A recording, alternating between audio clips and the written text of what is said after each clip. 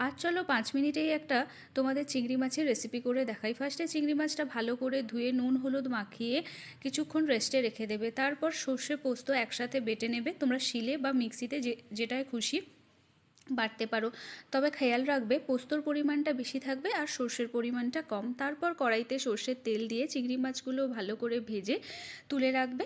তারপর ওই তেলের মধ্যে কালো জিরে কাঁচা লঙ্কা ফোড়ন দেবে। দেওয়ার পরে আগের থেকে বেটে রাখা সর্ষে পোস্তর মিশ্রণ দিয়ে তারপর ওর মধ্যে লঙ্কার গুঁড়ো, হলুদের গুঁড়ো, স্বাদ ব্যালেন্স করার জন্য চিনি এবং নুন দিয়ে মশলাটা ভালো করে কষিয়ে আগের থেকে ভেজে রাখা চিংড়ি মাছগুলো দিয়ে দেবে।